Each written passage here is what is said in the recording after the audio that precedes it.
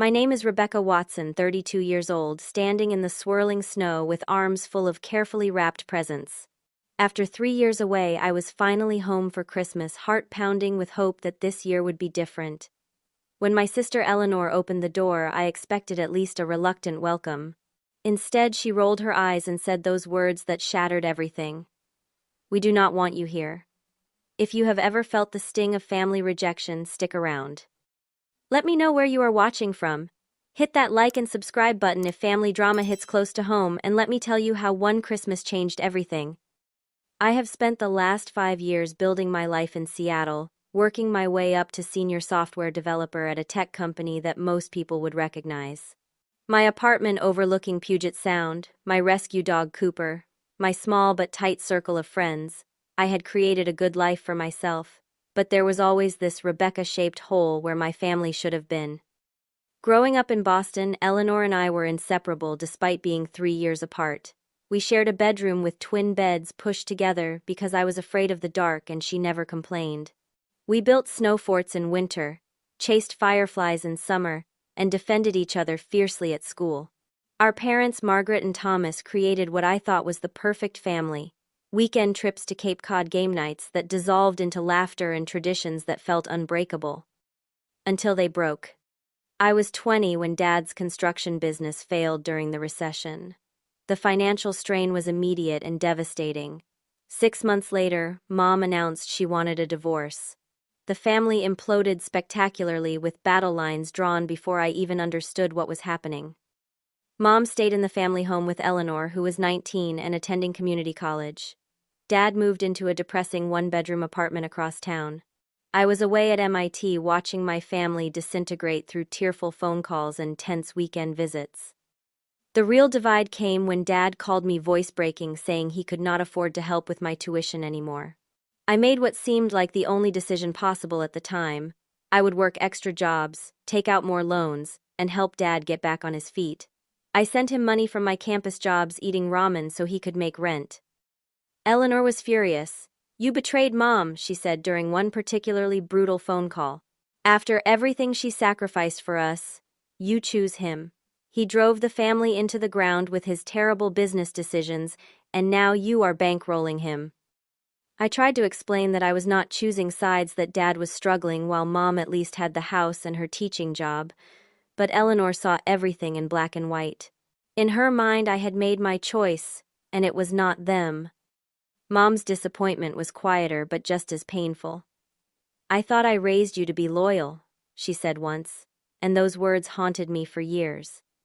The first Christmas after the divorce, I split the day, morning with Dad, evening with Mom and Eleanor. It was awkward and tense, with Eleanor barely speaking to me at dinner. The second Christmas, Eleanor told Mom she would not come if I was there. Mom called me in tears, asking if I would mind coming the day after instead. I agreed, but something broke inside me that day. Over the next few years, I tried everything to repair things. I sent birthday gifts that went unacknowledged. I called on holidays and got short, cold responses. I flew home for Eleanor's college graduation and sat alone, waving to my family from across the auditorium, never invited to the celebration dinner afterward. When Eleanor got married 4 years ago, I received a text message, not even a proper invitation, telling me the date but making it clear I was not welcome at the reception to keep the peace. I sent an expensive gift from their registry anyway. The thank you card came from her husband Ryan, not her. Meanwhile, my relationship with Dad stabilized. He got back on his feet, eventually finding work with a former competitor and slowly rebuilding his life. We spoke weekly, and I visited him when I could, though these visits never included the rest of the family. Last year, something shifted my perspective completely. My mentor and friend Diane was diagnosed with aggressive cancer and died within 3 months. At her memorial service, her estranged daughter gave a heartbreaking speech about all the years they had lost to a petty disagreement neither could even fully remember. Standing there listening, I made a decision.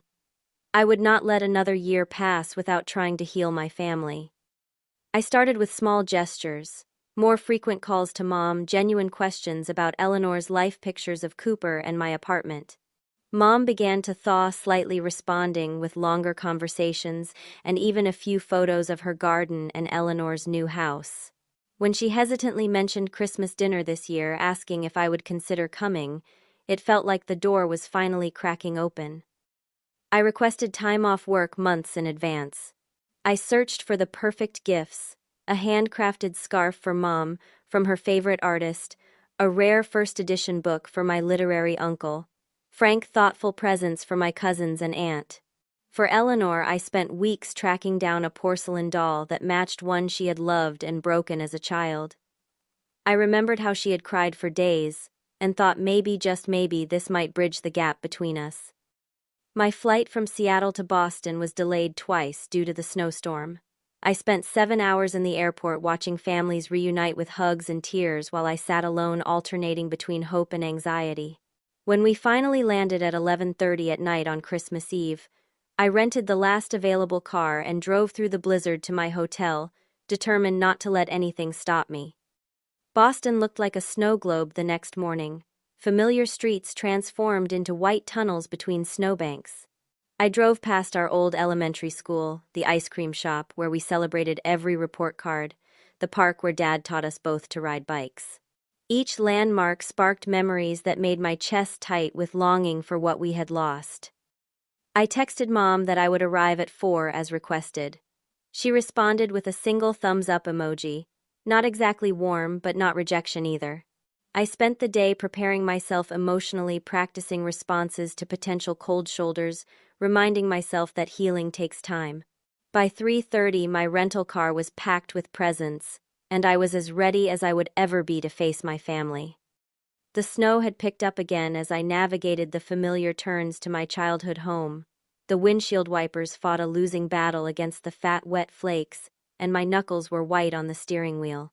Not just from the treacherous roads, but from the anxiety coiling tighter in my stomach with each passing mile. I parked across the street since the driveway was full, a good sign, I thought. The whole family must be there. Aunt Patricia and Uncle Frank, my cousins, Stephanie and Matthew, probably Matthew's wife Allison, and their 2-year-old son, I had only seen in Facebook photos. Maybe even Eleanor's husband Ryan, who I had met exactly once, briefly at a funeral. The walk from the car was treacherous, the sidewalk hidden under 8 inches of snow. I balanced the stack of presents, carefully grateful that I had thought to wear boots with good traction. Christmas lights twinkled from the eaves of the colonial-style house where I had grown up, and warmth spilled from the windows into the gray evening. I could see the outline of the Christmas tree in the front window, decorated with the mismatched ornaments we had collected over decades. My heart pounded so hard I could feel it in my throat as I climbed the familiar front steps. Through the door I could hear laughter and the clinking of glasses. The Christmas playlist Mom had used since we were kids provided a soundtrack of familiar carols. I took a deep breath, shifted the packages in my arms, and rang the doorbell. The laughter inside dimmed slightly. Footsteps approached, and I straightened my shoulders, plastered on my most hopeful smile. The door swung open. Eleanor stood there, her blonde hair longer than I remembered, wearing a green sweater that matched her eyes that immediately narrowed upon seeing me. The smile slid from my face as I registered her expression, not surprise, not reluctance, but disgust. "What are you doing here?" she asked, her voice sharp enough to cut through the howling wind. "Mom invited me," I said, confusion making my voice small, "for Christmas dinner." Eleanor leaned against the doorframe, blocking my view inside. "Right. Of course she did." She rolled her eyes dramatically. "Look, we do not want you here. Go ruin someone else's holiday." The words hit like physical blows. My arms tightened around the packages, as if they could shield me from the verbal attack. Over Eleanor's shoulder, I caught a glimpse of the dining room. The big table was extended to its full length, covered with the lace tablecloth that had been my grandmother's. Everyone was there. Mom at the head of the table, Aunt Patricia, beside her Uncle Frank carving what looked like a perfect turkey. My cousins were laughing about something, glasses of wine in hand. A perfect family Christmas scene with no place set for me. "But Mom said." I started, my voice cracking. Mom was being nice. Eleanor cut me off. She did not think you would actually show up. Nobody wants to deal with your drama today, Rebecca. We are having a nice time. Just go. I stood there, snowflakes gathering on my eyelashes, melting and mixing with the tears I refused to let fall. The warmth from the house brushed against my face, so close yet completely inaccessible. Got it, I managed to say the words barely audible. I turned away before she could see me break. Merry Christmas, she called sarcastically as she closed the door behind me. I stumbled back down the steps, nearly slipping on the icy concrete. The stack of presents felt impossibly heavy now. I made it back to my rental car and collapsed into the driver's seat, the gifts tumbling onto the passenger side. Only then did I allow myself to break down, pressing my forehead against the steering wheel, as silent sobs shook my body. Through the windshield, I could see the house glowing with warmth and life, the family I had lost continuing their celebration without a second thought for the daughter and sister shivering in a car outside. After what felt like hours but was probably only minutes, I wiped my eyes and started the engine. The car's thermometer read 17 degrees and the snow was coming down harder. I had nowhere to go. My hotel room from the previous night had already been rented to another guest. I had checked out that morning, confident I would be staying with family. I called every hotel in a 20-mile radius. "We're completely booked for the holiday," was the universal response. One sympathetic desk clerk suggested trying Airbnb, but a quick search showed nothing available on such short notice. I sat in the idling car, watching the windows fog up, obscuring my view of the house. Part of me wanted to storm back up those steps, force my way inside, demand an explanation from my mother. Had she really not expected me to come, after I had confirmed multiple times, after I had flown 3,000 miles through a snowstorm? But the image of Eleanor's face, the casual cruelty of her dismissal, kept me frozen in place. The humiliation was too raw, too complete. I could not face that table of laughing relatives who apparently did not want me there. Instead, I drove to a nearby Starbucks, one of the few places open on Christmas Day. I ordered the largest hot chocolate they had, and sat in the corner, surrounded by the forced cheer of holiday decorations and the sympathetic glances of the baristas, who clearly recognized someone having a terrible Christmas. I scrolled through my phone, looking at the text exchange with Mom from just that morning. "Looking forward to seeing you at 4," I had written. "See you then," she had replied. No ambiguity, no suggestion that I should reconsider, just a simple confirmation that now felt like a cruel joke. As I sat there, my phone remained silent. No call from Mom wondering where I was, no text asking if I was running late, nothing. It was as if I had never been expected in the first place. The realization settled over me like the snow outside, heavy, cold, and suffocating. They really did not want me there. Not just Eleanor, but all of them. 3 years of attempted reconciliation, of olive branches extended of hope, carefully nurtured, all for nothing.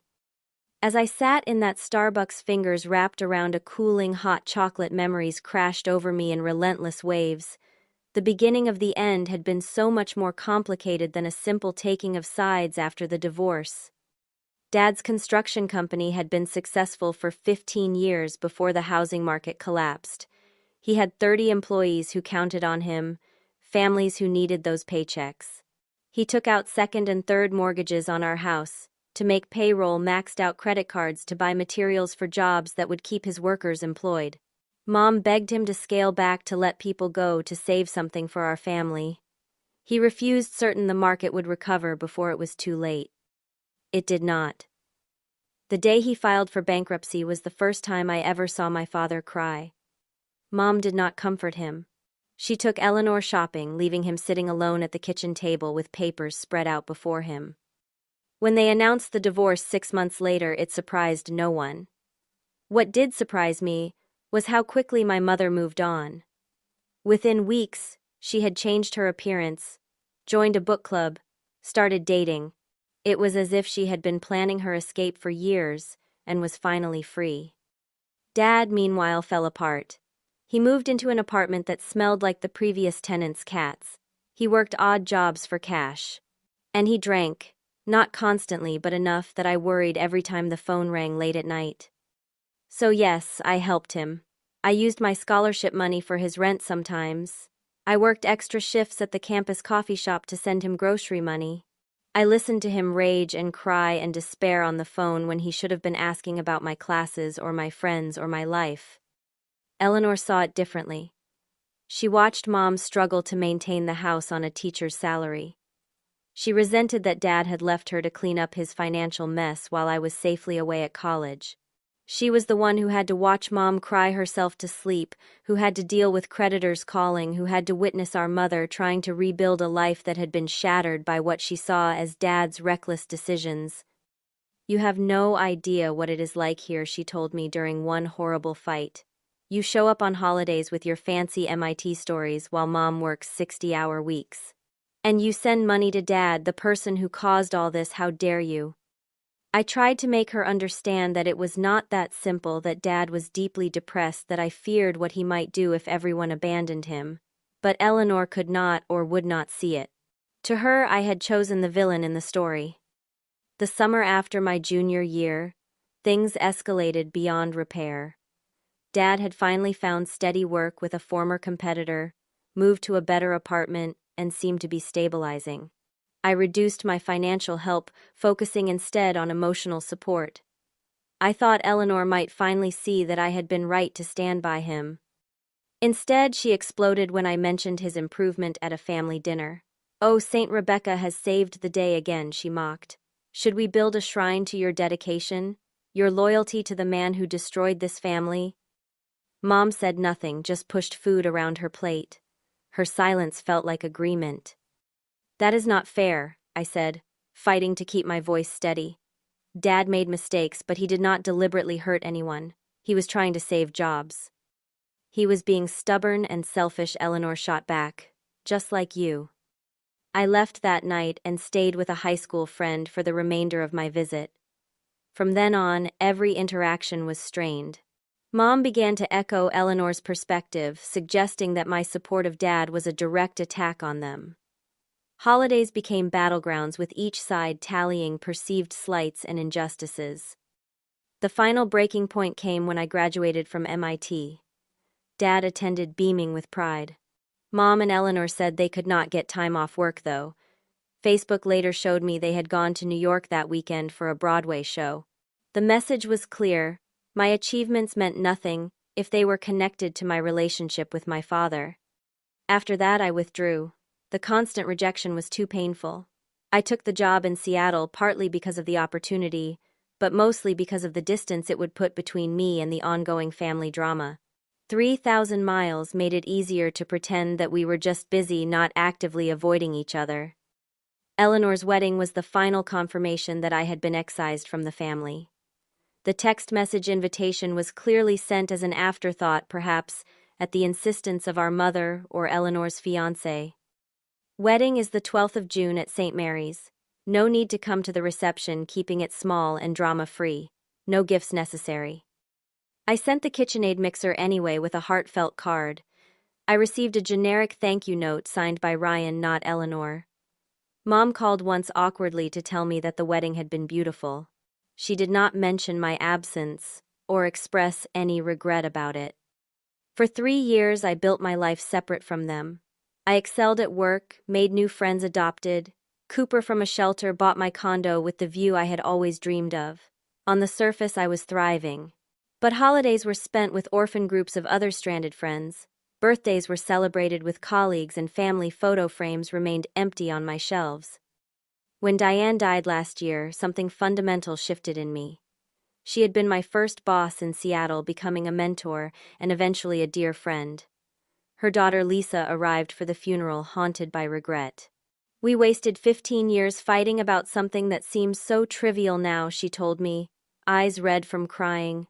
"I cannot get that time back. I cannot tell her I forgive her." That night, I looked at the last family photo taken before the divorce. We were at Cape Cod, sunburned and sandy, arms around each other and squinting into the sun. We looked happy. We had been happy. Could we ever find our way back to some version of that? I began the slow, careful work of reaching out.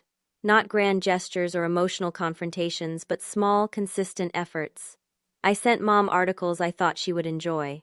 I commented positively on Eleanor's Instagram posts about her garden and home renovations. I remembered birthdays with thoughtful gifts rather than generic gift cards. At first, the responses were minimal, but gradually, almost imperceptibly, things thawed. Mom began to call occasionally brief conversations that carefully avoided any meaningful topics but at least re-established contact. Eleanor never called me directly, but she stopped blocking my comments on social media. Once she even responded to a compliment about her kitchen remodel with a simple thanks. When Mom mentioned Christmas dinner this year, it felt like a miracle. A chance to finally begin healing the wound that had festered for so long. I had allowed myself to hope to imagine a tentative reconciliation, perhaps even the beginning of a new relationship with my sister. Now, sitting alone in Starbucks on Christmas Day, that hope felt foolish, pathetic even. I had flown across the country, braved a blizzard, prepared thoughtful gifts, and rehearsed careful, non-confrontational conversation topics. And my sister had slammed the door in my face, while my family continued their meal, apparently not even expecting me to show up. I scrolled through my phone to Dad's number. We had spoken yesterday when I landed, but he had plans with his girlfriend Lisa for Christmas Day. They were driving to Vermont for a ski weekend, his first real vacation in years. I had been so happy for him, glad he had found someone kind and stable after so many years alone. My finger hovered over the call button. I did not want to ruin his day with my drama, but I had nowhere else to go, no one else to turn to. Swallowing my pride, I pressed call. He answered on the second ring. "Becca, Merry Christmas, sweetheart. How's the family gathering going?" The concern that immediately replaced his cheer when I could not speak through my tears told me everything I needed to know about true family loyalty. "Stay exactly where you are," Dad said, his voice tight with controlled anger after I had managed to choke out what happened. "I am coming to get you." "But Vermont," I protested weakly. "Your vacation with Lisa is not happening," he finished firmly. "Lisa understands. Family comes first." The decisiveness in his voice broke something in me, releasing a fresh wave of tears. Someone was choosing me. Someone thought I mattered enough to change plans to drive through a blizzard to put me first. "The roads are terrible," I said, wiping my eyes with a napkin. "It will take you over an hour to get here from your place." "Then I better leave now," he replied. "Just stay warm. I will text when I am close." I sat in that Starbucks for another hour, nursing my third hot chocolate as the baristas gave me increasingly concerned looks. Outside, the snow had slowed, but the temperature was dropping rapidly, ice forming on the edges of the windows. My phone remained silent except for Dad's occasional updates on his progress. Nothing from Mom, nothing from Eleanor, not even a text to ask if I had made it back to my non-existent hotel safely in the blizzard. Dad finally pulled up in his battered pickup truck, the same vehicle he had driven since I was in high school. He rushed inside, snow dusting his gray hair, and wrapped me in a bear hug before I could even stand up. "I am so sorry, Becca," he murmured into my hair. "So damn sorry." We gathered my things and trudged out to his truck. The drive to his apartment was slow and treacherous, but Dad's steady hands on the wheel reminded me of childhood trips during New England winters. He had always been the one to drive us to school in snowstorms, to take us sledding when the hills were perfect, to teach us how to drive on ice without panicking. His apartment was small but cozy, a far cry from the depressing place he had first moved to after the divorce. Photographs lined the walls, mostly of me at various ages, but also some from his childhood, his parents, his new life. A small Christmas tree sat in the corner, decorated with ornaments I recognized from our family collection. Beneath it were 2 wrapped presents with my name on them. "I was going to drop these by tomorrow," he explained, following my gaze, "before we left for Vermont." He made us both hot toddies, adding extra honey to mine the way he used to when I had sore throats as a teenager. We sat on his worn but comfortable couch, and for the first time I told him everything. The years of cold shoulders, Eleanor's increasing hostility, the wedding snub, and my recent hope that things were finally changing. Dad listened without interrupting, his face growing stonier with each revelation. When I finished, he was quiet for a long moment. "There is something you need to know," he finally said, staring into his mug. Something I should have told you years ago, but I did not want to come between you and your sister and mother more than I already had. My stomach tightened with apprehension. What is it? Eleanor has been lying to you, to all of us. He set his mug down and turned to face me fully. Those times you thought they were ignoring your calls and messages, many of them never happened. Those invitations you supposedly declined, some were never extended. Confusion washed over me. What are you talking about? 3 years ago, your mother called me furious because you had apparently told Eleanor you were too busy with your real family in Seattle to attend her wedding. I knew that could not be true. You were heartbroken about being excluded. I stared at him, trying to process what he was saying. And last Christmas, your mother mentioned how sad she was that you had declined their dinner invitation to stay with friends in Vancouver, but you told me you were not invited at all. I was not, I whispered, the implications starting to sink in. Eleanor has been manipulating the narrative for years. I suspected it, but I had no proof. And frankly, your mother wanted to believe her version because it was easier than admitting how badly the family had fractured. A cold clarity began to replace my confusion and hurt. So today, I would bet anything that your mother is sitting there right now thinking you changed your mind or had travel problems. I doubt she knows Eleanor turned you away. My hands shook as I reached for my phone. We need to call her. Dad nodded grimly. Put it on speaker. Mom answered on the fourth ring, her voice bright with forced cheer. Rebecca, where are you, honey? We've been waiting. Did your flight get delayed again? The bottom dropped out of my stomach. Mom, I was there. At the house. Eleanor answered the door and told me you did not want me there. That you only invited me to be nice but did not think I would actually come. Silence stretched across the line, broken only by Mom's suddenly rapid breathing. That is not possible, she finally said, her voice small. We have been waiting for you. I set a place at the table. I told everyone you were coming. Well, Eleanor apparently had other plans, Dad cut in, unable to keep the anger from his voice. She turned our daughter away in a blizzard, Margaret. On Christmas Day. Thomas' mom sounded confused now. What are you? Where are you, Rebecca? I am at Dad's apartment, I said, tears threatening again. I had nowhere else to go. No hotel rooms available. Eleanor told me to leave, that I was ruining your holiday. I saw everyone at the table. Mom. No one looked like they were waiting for me. The line went quiet again, but I could hear muffled voices in the background as if Mom had covered the phone with her hand. When she came back, her voice was shaking. Rebecca, I swear to you, I had no idea. Eleanor told us your flight was delayed until tonight, that you would be joining us for dessert. We were waiting. I promise we were waiting for you. The revelation hit me like a physical blow. Not just today, but years of miscommunications and deliberate sabotage suddenly realigned in my mind. How many opportunities for reconciliation had been derailed by Eleanor's manipulations? How many family events had I missed because of lies told on both sides? I am coming over there right now, Mom said suddenly, steel entering her voice. Thomas, bring Rebecca back to the house. This ends today. Dad looked at me questioningly. After a moment, I nodded. We will be there in 30 minutes, depending on the roads, he told Mom. After we hung up, I sat in stunned silence, trying to process everything. Why would she do this? I finally asked. What does Eleanor gain from keeping the family divided? Dad sighed heavily. Your sister has always measured herself against you, Becca. Your grades, your college scholarship, your career success. She sees all of it as a reflection of her own shortcomings. It started long before the divorce.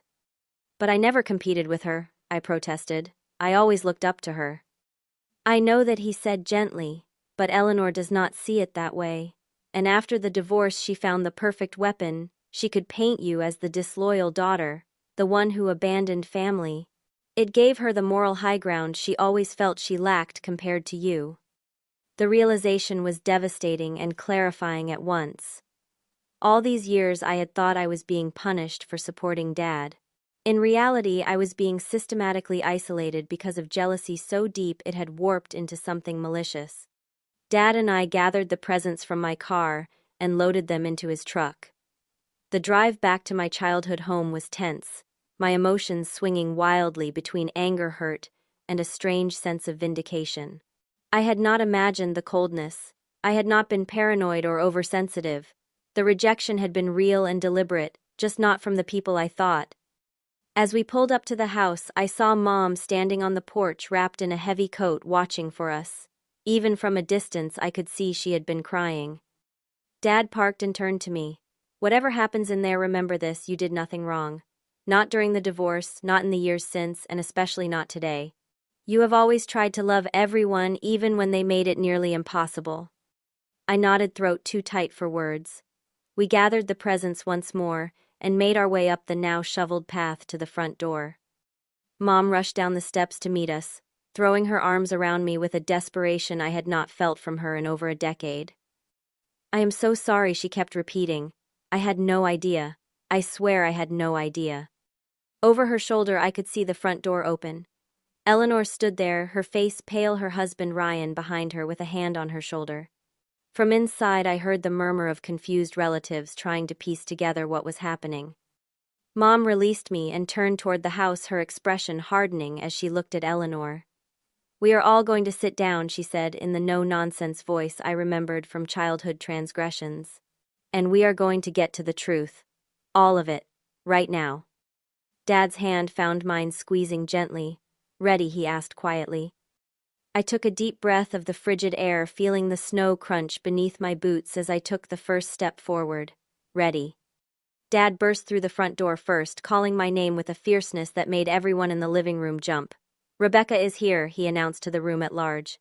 "Your daughter and sister, who you have been allegedly waiting for, who was turned away on your doorstep like a stranger." The silence that followed was absolute. Aunt Patricia's hand froze midway to her mouth, wineglass tilted precariously.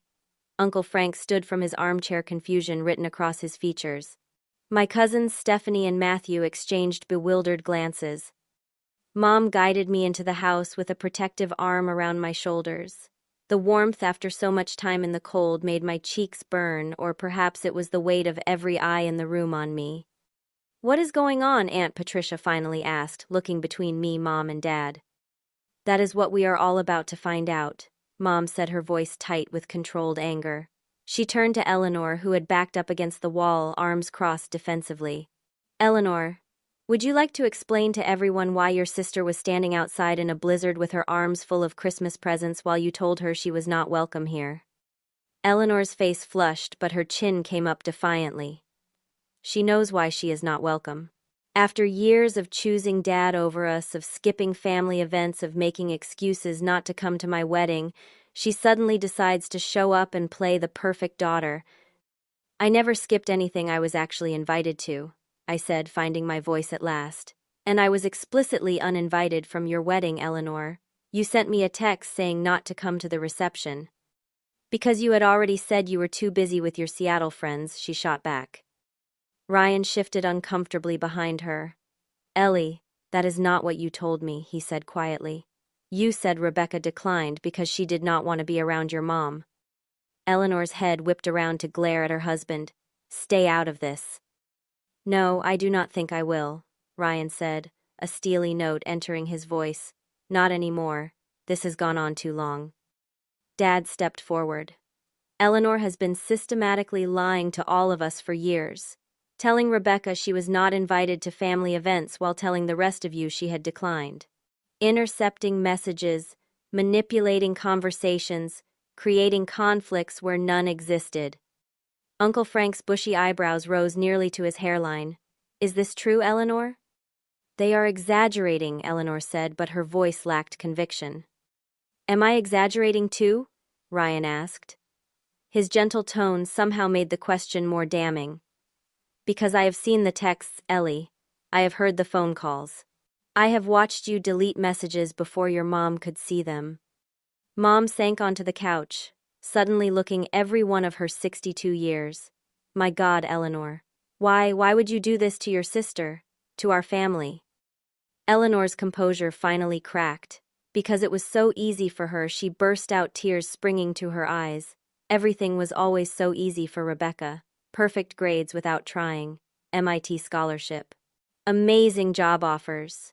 Everyone always talking about how brilliant and successful she is. She pointed at me accusingly. And then Dad falls apart, and of course Saint Rebecca rushes to the rescue, sending money she did not have, being the loyal daughter, while I was stuck here picking up the pieces with Mom. She got to be the hero while I did the actual work of holding things together. The raw pain in her voice took my breath away. This was not just about the divorce or Dad. This went back much further to childhood insecurities I had never fully recognized. I did not know you felt that way, I said softly. I always admired you, Eleanor. You were my big sister, the one I looked up to. Right, she scoffed. The straight-A student looked up to the one who had to study for hours just to get B's. That is not what I admired about you, I countered. I admired your confidence, your ease with people, how you always knew what to say in social situations while I was awkward and nervous. How Mom's family always seemed to prefer you because you were outgoing and fun while I was the serious bookworm. Eleanor stared at me, momentary confusion breaking through her anger. I send money to Dad because he was drowning and I was terrified of losing him, I continued. Not to be a hero, not to take sides. I tried so many times to explain that to you, but you had already decided I was the enemy. You abandoned us, she said, but the fire had gone out of her voice. No, Eleanor, Mom said, rising again. She tried to maintain relationships with everyone during an impossible situation. You were the one who forced her to choose by making her presence conditional on her cutting ties with her father. Eleanor's shoulders slumped. You were hurt too, Mom. You cried every night. I was protecting you. That was not your job, Mom said gently. And it certainly did not require destroying your sister's place in this family. The room fell silent again as the magnitude of what had happened over the years settled over everyone. My cousins looked stunned. Aunt Patricia was openly crying. Uncle Frank had his hand over his mouth, shaking his head slowly. Today, I said, needing to understand completely when I showed up. Everyone was at the table. No one looked like they were waiting for someone else to arrive. Mom closed her eyes briefly. Eleanor told us your text, said you were delayed until 8 or 9 tonight. We decided to go ahead with dinner rather than wait, but I set a place for you. It is still there. I looked toward the dining room and saw it then. At the far end of the table, a place setting with no one in the chair. I never sent that text, I said, though it was unnecessary at this point. I know that now, Mom whispered. Eleanor had backed herself into the corner of the room, arms wrapped around herself. Ryan stood nearby but not touching her, his expression a mixture of disappointment and concern. How many other times, I asked her directly. How many invitations did I miss because you intercepted them? How many messages did you prevent from reaching me? Eleanor's silence was answer enough. The birthday parties for the kids, Stephanie said suddenly. I always asked Mom to make sure Rebecca was invited, and she said you had declined because of work, every single time. The 4th of July cookouts, Uncle Frank added. Margaret always said you could not get away from Seattle. Last Thanksgiving, Mom said, her voice hollow. I called and left a voicemail. Eleanor said you called back and said you had other plans.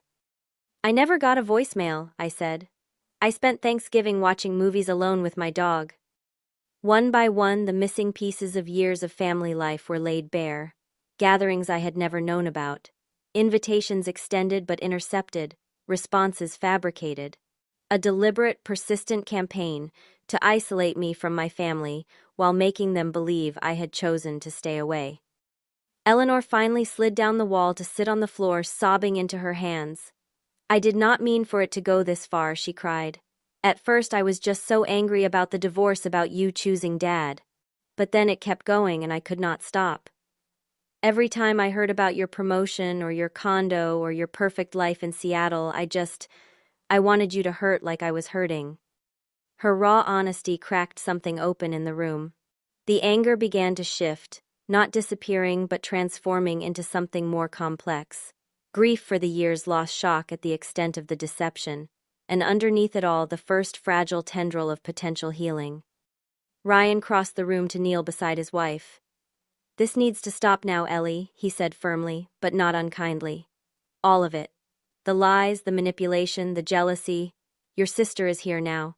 Your family is here. It is time to fix what can be fixed. Mom looked between Eleanor and me, decades of pain etched in the lines around her eyes. Ryan is right. We cannot get back the years we have lost, but we can decide what happens from this moment forward. She turned to me, taking both my hands in hers. Rebecca, I failed you. I should have questioned more, pushed harder when communications seemed off. I let my own hurt after the divorce cloud my judgment, and I let Eleanor's version of events stand unchallenged because it was easier than facing the alternative. Can you ever forgive me? The lump in my throat made it hard to speak. I want to, I managed. I want us to be a family again. Dad stepped forward, then placing a hand on my shoulder. Margaret, I think we all contributed to this situation. The divorce was ugly.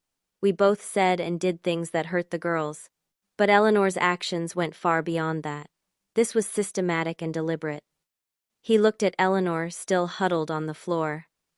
I understand being angry. I understand feeling overshadowed or overlooked. What I cannot understand or easily forgive is years of deliberately keeping your sister from her family. That requires more than tears and apologies. Eleanor raised her tear-stained face. I know, she whispered. I know it does. The confrontation had reached its climax, years of misunderstandings and deliberate deceptions finally exposed to the light. The truth hung in the air between us, all painful but necessary, the first step toward whatever might come next. The next hour passed in a blur of revelations and raw emotions. Mom insisted we all sit down in the living room, Christmas dinner forgotten as the family began the painful process of untangling years of lies. Uncle Frank made coffee, while Aunt Patricia quietly put away the food, the holiday celebration, transforming into something more solemn, but perhaps more important.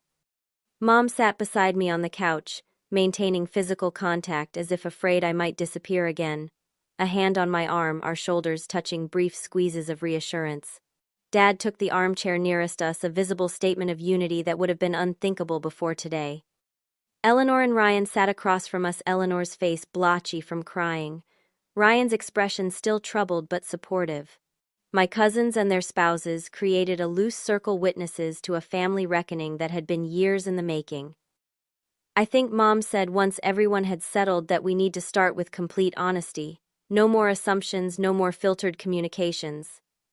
She turned to me. Rebecca, I want to hear directly from you what these years have been like. What you thought was happening, what you felt, all of it. Taking a deep breath, I shared the story from my perspective. The gradual isolation, the increasingly cold responses, the hurt of watching family events unfold on social media that I had never been invited to attend. I described holidays spent alone or with friends, birthdays marked by unanswered messages, the growing conviction that my family had decided I was not worth including. I thought it was punishment for supporting Dad, I admitted. I thought you had decided I was disloyal and did not deserve to be part of the family anymore. Mom wiped tears away. Never, she said fiercely. I was hurt and angry after the divorce, yes. I did not understand why you maintained such close contact with your father when I felt he had destroyed our family. But I would never have cut you out of my life for that. I would, Eleanor said quietly. All eyes turned to her. At first, anyway. I was so angry when you kept sending Dad money, visiting him, calling him. It felt like a betrayal. It was not about choosing sides, I tried to explain again. Dad was at rock bottom. He needed help. I know that now, Eleanor conceded. But back then, all I could see was Mom struggling while you supported the person who had hurt her. It made me furious. That explains the initial coldness, Dad interjected, not years of systematic deception. Eleanor flinched but nodded. The deception started small. Mom would mention calling you and I would say you had told me you were too busy to talk. Or, I would delete a text before she saw it. Little things that felt justified at the time. And then Mom prompted when Eleanor fell silent. And then it became, I do not know, a way to keep control of the narrative. Rebecca was succeeding in Seattle, building this amazing career, while I was still here in Boston, working at an insurance company, living in a tiny apartment with 2 roommates. Eleanor twisted her wedding ring nervously. Every update about her life felt like a reminder of what I had not achieved. It was easier to keep her separate, to be the only daughter present at family gatherings. So you deliberately kept me away, I said, needing her to acknowledge it directly. Eleanor met my eyes for the first time. Yes, I deliberately kept you away. I intercepted invitations, deleted messages, lied about responses. I told Mom and everyone else that you were too busy or not interested in family events. I told you that you were not welcome or not invited. The bald admission hung in the air between us. Even my wedding, she continued, voice barely above a whisper. I sent that text knowing how much it would hurt you. Then I told everyone you had declined because you did not want to see Mom. Ryan shook his head. I suspected something was off, he admitted. The way she always changed the subject when I suggested reaching out to you directly. But I had no idea how far it went until recently when I overheard her deleting a voicemail from you before her mom could hear it. When was this? Mom asked sharply. 3 months ago, Ryan said. It was about Christmas. Rebecca was asking if she could join this year. Mom turned to me.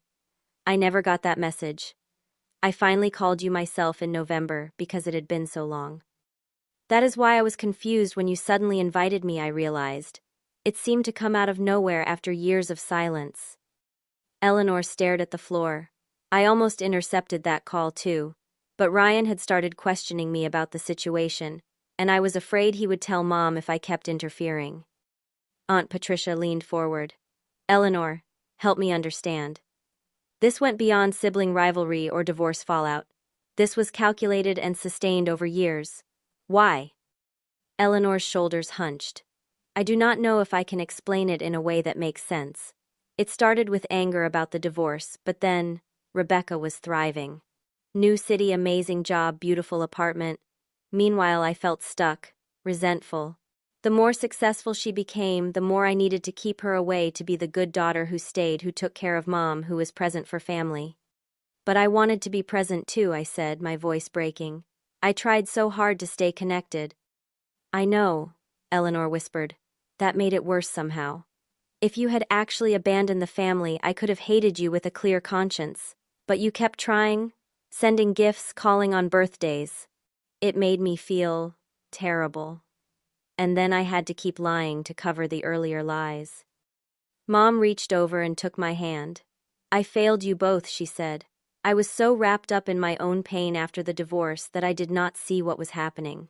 I should have questioned why communication with you was always so difficult, Rebecca. I should have noticed the pattern.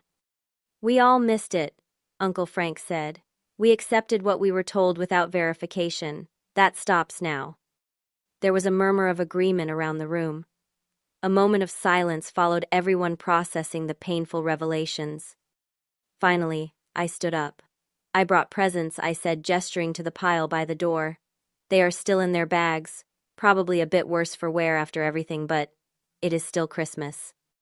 The simple statement broke the tension slightly. Mom smiled through her tears. Yes, it is still Christmas. I retrieved the bags and began distributing the carefully selected gifts. A hand-woven scarf for Mom in her favorite shade of blue. First edition Hemingway for Uncle Frank. Artisanal chocolates for Aunt Patricia. Thoughtful gifts for my cousins, their spouses, even small toys for the children who had been sent to play upstairs during the intense conversation. For Eleanor, I hesitated before handing over the small, carefully wrapped box.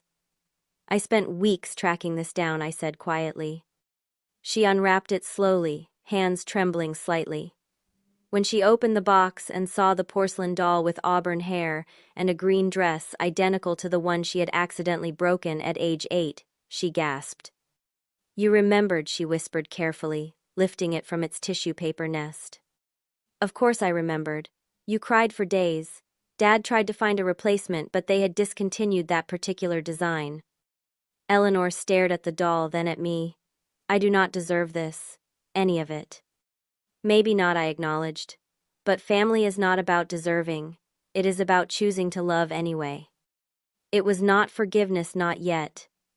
But it was an opening, a crack in the wall that had separated us for so long. Mom suggested we try to salvage some of the Christmas dinner, and we moved to the dining room where my place at the table still waited. The conversation was stilted at first, everyone hyper-aware of the revelations that had just occurred. But gradually, as wine was poured and food was passed, something approaching normalcy began to emerge. Uncle Frank told stories from Christmases of our childhood. Cousin Matthew's wife Allison brought their son downstairs to open his presents. Aunt Patricia asked genuine questions about my life in Seattle, listening intently to the answers. Mom kept reaching over to touch my hand as if reassuring herself I was really there. Eleanor remained subdued, speaking little, watching the interactions with an expression I could not quite read. Ryan stayed close to her, a steadying presence, as she navigated the new family dynamic she had inadvertently created through her exposure. After dinner, as everyone helped clear the table, Mom pulled me aside in the kitchen.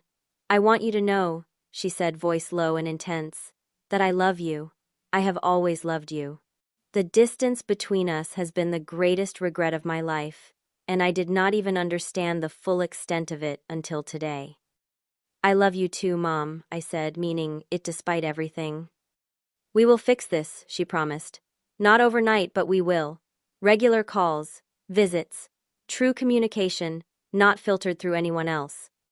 I nodded, not trusting myself to speak. "And your father?" she continued, surprising me. "He stepped up today. For you, that matters." "He has always been there for me," I said carefully. "I see that now," she sighed. "The divorce was not entirely his fault. I was unhappy long before the business failed. That was just the breaking point. I should have been more honest about that with all of us." This admission, small but significant, felt like another crack in the wall of family mythology that had calcified over the years. Later, as the evening wound down, Eleanor approached me on the porch where I had stepped out for a moment of quiet. "I do not expect forgiveness," she said without preamble. "What I did was unforgivable." Maybe, I said, watching my breath cloud in the cold air. But unforgiven does not have to mean disconnected. We can build something new, something based on truth this time. "I would like that," she said softly. "I miss my little sister. The real one, not the imaginary rival I created in my head." "I miss my big sister too," I admitted. "The one who checked under my bed for monsters and taught me how to French braid my hair." Eleanor gave me a watery smile. "Maybe we can find those sisters again somewhere underneath all this mess." It was not a Hollywood reconciliation with swelling music and tearful embraces. It was tentative, fragile, the first green shoot pushing through scorched earth. But it was real, and for the first time in years, I felt a cautious hope for our family's future. 6 months after that fateful Christmas, I found myself back in Boston for a weekend visit. The late June weather was perfect. Warm sunshine, gentle breeze, trees in full leaf along the streets of my childhood neighborhood. I had made this trip every month since December, each visit another small step in rebuilding what had been broken. Mom and I had established a Sunday night phone call ritual never missed, regardless of time zones or work commitments. Our conversations had evolved from cautious small talk to deeper discussions about the past, present, and future. She had visited me in Seattle in March, her first time seeing my life there. Standing in my living room with its view of Puget Sound, she had cried and said, "I cannot believe I missed so much of your world." Eleanor and I were on a different path, more complicated but still moving forward. We had begun therapy sessions together, first virtually, then in person during my visits. The therapist, Dr. Winters, specialized in family estrangement and helped us navigate the complex emotions of our shared history. Reconciliation does not mean forgetting, she told us during one particularly difficult session. It means creating a new relationship that acknowledges the past while not being imprisoned by it. Eleanor had struggled to articulate the full extent of her jealousy and insecurity, the roots of which went far deeper than the divorce. "I always felt like I was living in your shadow," she admitted during our third session. "You were the smart one, the driven one, the one with potential. I was just ordinary." "I never saw you that way," I told her, genuinely shocked. "You were everything I wanted to be, confident, popular, at ease in your own skin. I spent my childhood trying to be more like you."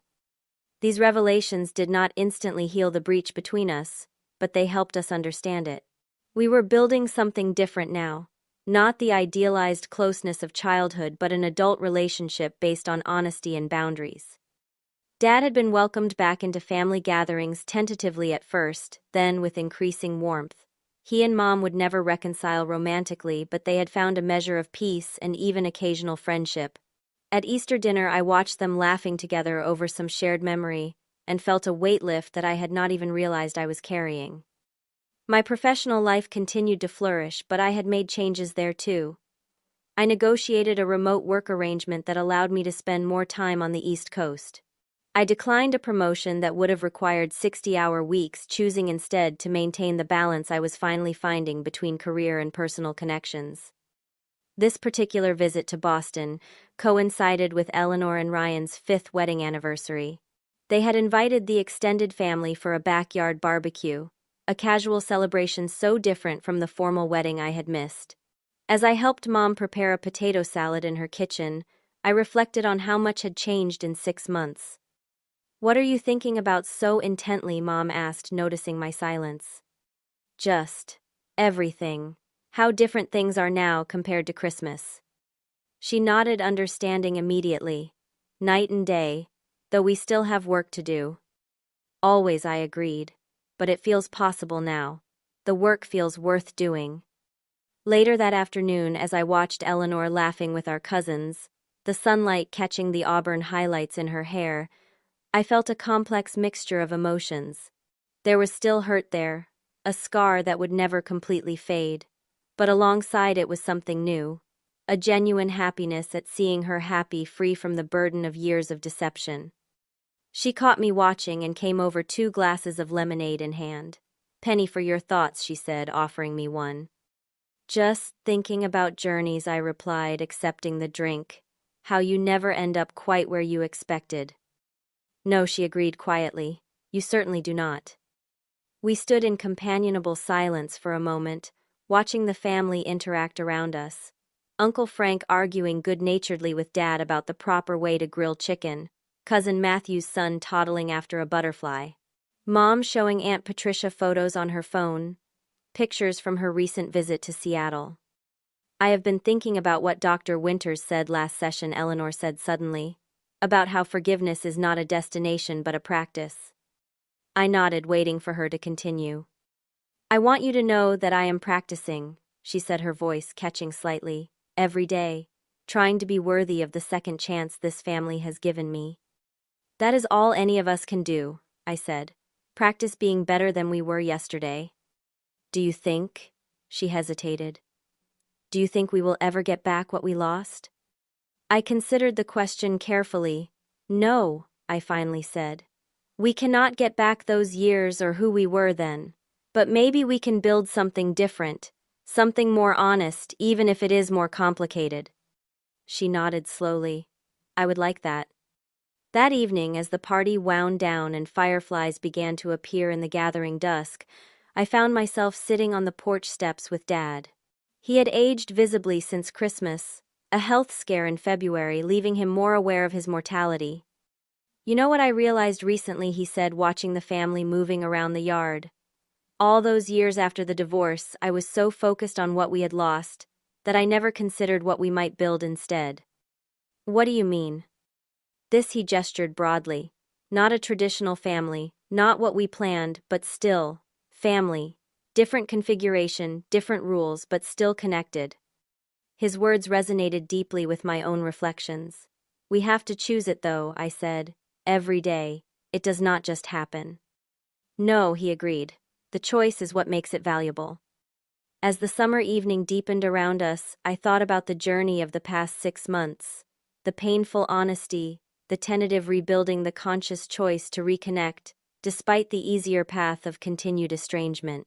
I thought about the Christmas to come, which we had already decided would be hosted at my place in Seattle, a fresh location untainted by old memories.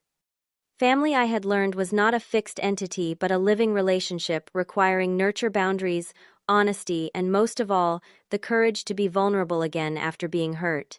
The wounds inflicted by those closest to us cut deepest, but they also create the opportunity for the most profound healing. As I looked around at my imperfect healing family, I realized that the greatest gift Eleanor had inadvertently given me was the knowledge that love is not about perfection or even continuous harmony. It is about the willingness to see each other clearly, flaws, insecurities, mistakes, and all, and choose connection anyway. That night before leaving for my hotel, I sent a message to our newly created family group chat, suggesting a summer gathering at a lake house halfway between Boston and Seattle. The responses came quickly: enthusiastic agreement from Mom, practical questions about dates from Dad, offers to coordinate food from Aunt Patricia. Eleanor was the last to respond. "Count us in," she wrote. "Wherever and whenever the family is together, that is where we want to be." It was not a fairy tale ending. There would be more difficult conversations, more misunderstandings to navigate, more moments when old wounds would unexpectedly reopen. But we had found our way back to the most important truth: that love requires both boundaries and openness, both accountability and forgiveness, both memory and hope. Standing at my hotel window later that night, looking out at the city lights of Boston, I felt a sense of peace that had eluded me for years. The journey of healing was far from complete, but for the first time I was certain of the direction. Have you ever experienced family estrangement or had to rebuild trust after a major betrayal? I would love to hear your stories in the comments below. Sometimes knowing we are not alone in these complex family journeys can be incredibly healing. Please like this video if it resonated with you, subscribe for more real-life stories, and share with someone who might need to hear that family reconciliation, while difficult, is possible with truth, boundaries, and persistent effort. Thank you for listening to my story, and remember that sometimes our deepest wounds become the doorways to our most authentic connections.